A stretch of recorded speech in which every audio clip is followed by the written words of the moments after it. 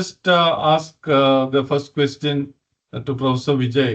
As you rightly pointed out, there are two ways of looking at. One is the Asthika and the other is the Nasthika. And when we say that we have a rich heritage, cultural heritage, we should also be very much concerned about whether we'll promote only one at the cost of the other. So this one is about the Vedas and the other is about not being confined to the Vedas. So in this present situation, do you think that we need to tread this line very cautiously? So that's a very relevant question. Treat it, see, these are all basically systems of knowledge.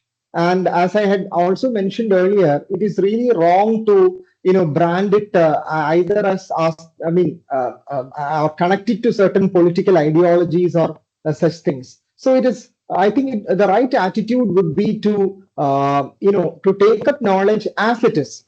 Try to understand what is worthy in just terms of knowledge that we have learned. See, be it from the Asthika schools or from the Nasthika, and we can incorporate them into our learning process. We can incorporate modern knowledge practices in a very, very big way. We never know from what system, what particular aspect of what a particular system can be fruitful for us.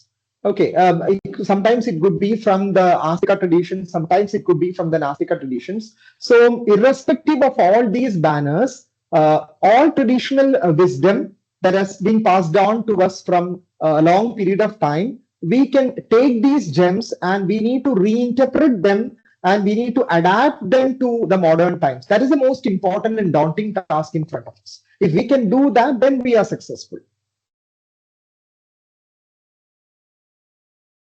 So this need to integrate Indian knowledge systems in the NEP was required because we had focused too much on the Western philosophies and also maybe Western science.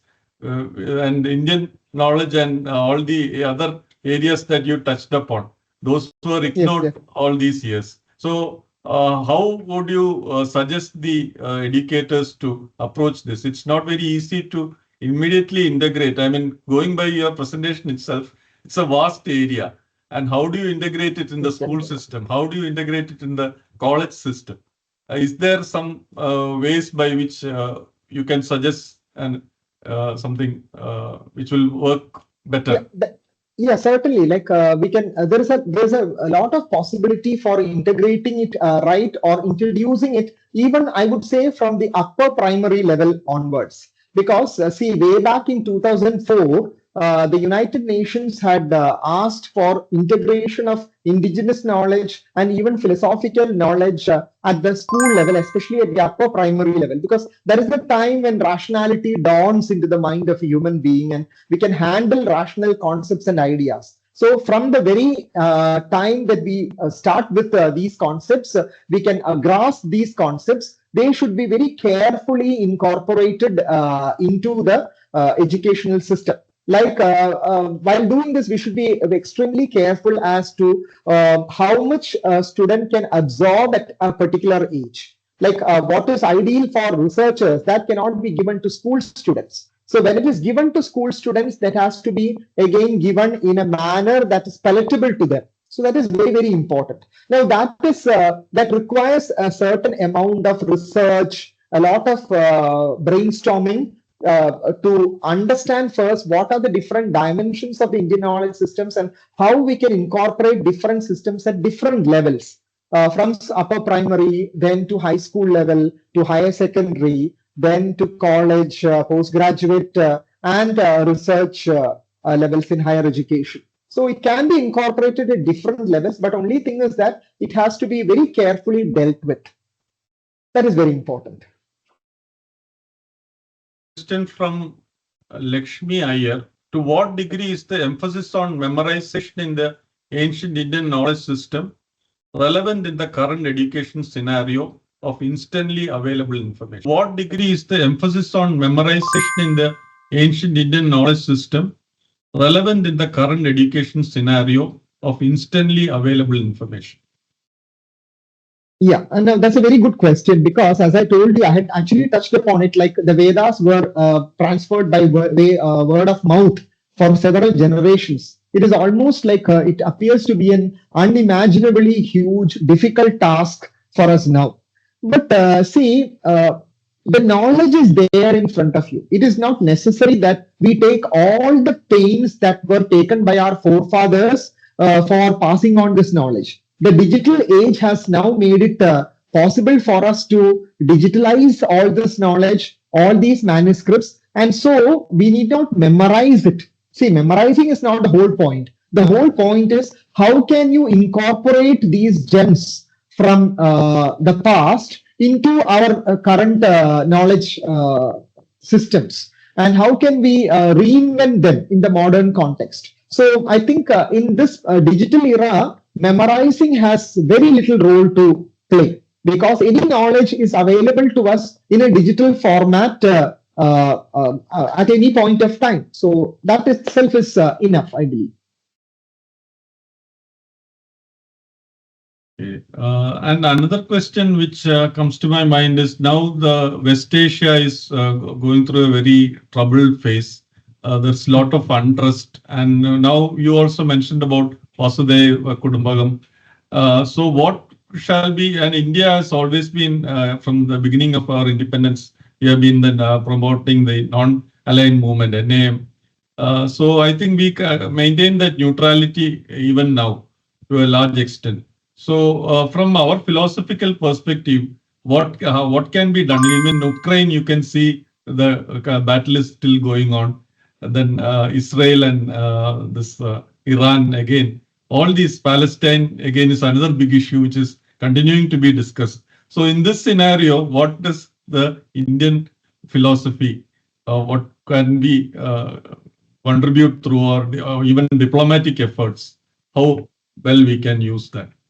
That's a very, very valuable question, because I believe that it is in a world that is ravaged by wars that we live in, and it makes the study of Indian ideals, Indian knowledge all the more important. Because see, this is the knowledge that is there in front of you. Ideas like Vasudhaiva Kudumbakam. Now, if you have an open mind, you can absorb it. Unless if you understand the value of that idea, because as long as you remain within the confines of certain dogmas or narrow confines of certain religious ideas, then it will be very difficult to understand other cultures, other values, other systems of knowledge. So the most important task is to open up. So cultures, now the digital era provides us the right platform to open up. Now that is there. Now we are all connected to each other in the digital era. Now if what is now essential is to develop the right attitude. That is the right attitude for opening up to absorb these great ideals of universal brotherhood, treating everything as one family. Now Vasudhaiva Kudumbakam is not just for humanity. It is not entirely anthropocentric. It is really ecocentric. The whole ecosystem is one family. That is why the animals are part of that family. The trees are part of that family. We all occupy our own unique niche. Now, we see this actually being practiced by the tribal cultures. If you really look at the tribal cultures, then we can understand how much they actually put into practice these ideas.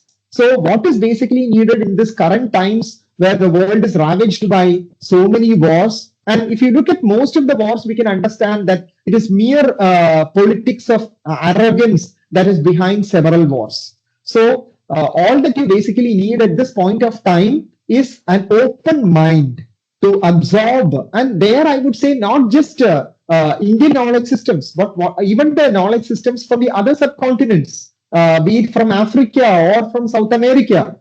All these are most welcome, because they had lived wonderful lives, meaningful lives. So the way they engaged with life, that can be a role model for posterity. That is how we have to take it. So developing an open mind is the key to developing a better world. So all knowledge is definitely available there, but only thing you need to open your doors to that knowledge. And also, we mentioned in the beginning itself that philosophy is actually all-encompassing, or even it is above all the other sciences. And now, when we teach technology and science and even humanities, how at the higher education level, how do you think that our curriculum or the pedagogy has to change in such a way that incorporates philosophy as a some kind of a say part of that modular approach to learning? How? Definitely, because I believe the children, once they grow up, they really cannot completely do away with their mother. Just such is the case with philosophy. Philosophy is a mother that from which all these forms of knowledge have, and all these specializations have emerged. But see, knowledge basically develops through the twin process of analysis and synthesis. I think this must be well known to all of us. On the one hand, we need the process of analysis for diversification, for specialization, but at the same time, all specialization also demands that we reconnect with the whole. And that is the idea of synthesis. So philosophy provides us the right platform for engaging in both analysis as well as synthesis. Philosophy always reminds us that even when we develop all these specializations, we need to reconnect it, and we need to always go back and think upon what is the basic intention of all this. Ultimately, the ideals of like Vasudeva Kudumbakam or eudaimonia, as Aristotle spoke of, the good life that was envisioned by the great masters of the past, we need to get back to those ideals. So even when in the digital era, when we develop all kinds of technology, it has to be constantly guided by the higher purpose with which we started life. Okay, and when it is things go in a very wrong way, in a very wrong track, in a destructive track, only basically when we forget our real roots. So this process of analysis should always be coupled with synthesis. It is cyclic in nature. On the one hand, you analyze and you specialize, and on the other hand, you reconnect and you reabsorb into a whole. Now, this process is absolutely necessary. And I believe that is a key to the way we should develop in the future. From just what kind of assessments or reflections can help measure the impact of IKS-based learning?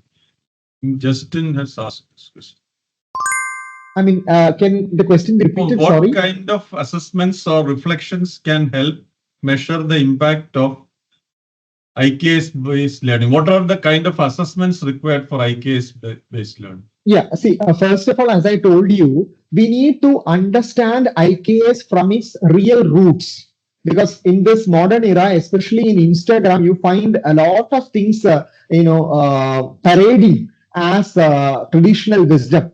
So we need to first ascertain the veracity of this knowledge, and for that, one has to get to the original scriptures from which this knowledge has basically emerged. The real sources have to be traced, and then there a real import of this particular knowledge. It has to be understood, and what are the repercussions of this knowledge? That is very, very important, because we are not just learning. It is not a cut and paste. It is not a mere drafting from one over the other that we are doing, but it is an act of reinventing conventional, traditional knowledge in a completely different scenario from which it was originally spoken. Like we can't imagine the life today is so very different from what it was, say, 3,000 or 5,000 years ago.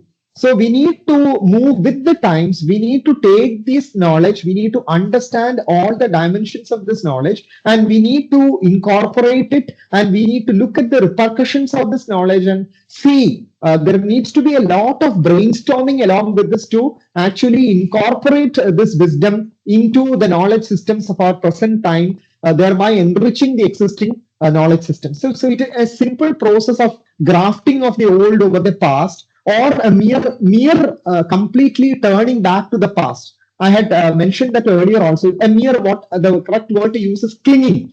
Mere clinging on to the past. That will also not do. because the past is gone and over. You have wisdom, your knowledge from the past, but you have to reinvent it to make it useful to the current times. Now that is a daunting and a very challenging task, but it can very well be done. It can be properly addressed, and if it is properly addressed, you will have very rich knowledge resources that can be built upon through this. So we all have, when we talk about philosophy itself, we have ancient philosophers. Then in the Western concept, we have the modern philosopher, father of modern philosophy, Rene Descartes. But over the last maybe 100 years or 1 or 2 centuries, do you think that major work has been done in philosophy, or that in the current bunch of philosophers, whom do you think are the people whom we should closely follow? Are the people whom we should closely follow if we want to understand this whole uh, concept of modern philosophy?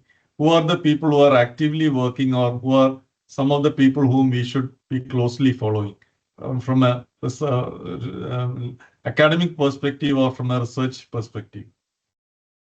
Yeah, that's a very, very interesting question because it is really directed towards philosophy. In different traditions of philosophy, we have different philosophers, different schools that have emerged.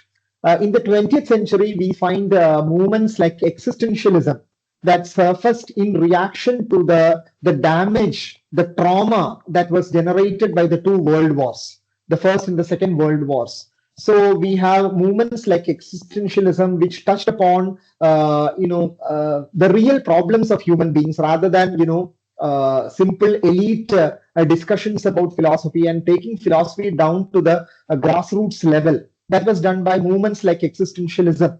Uh, like we have thinkers like Jean-Paul Sartre of existentialism.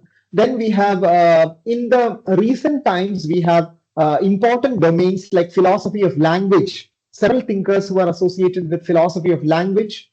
Philosophy of mind is another very important emerging area in philosophy, both in the Indian as well as in the Western traditions.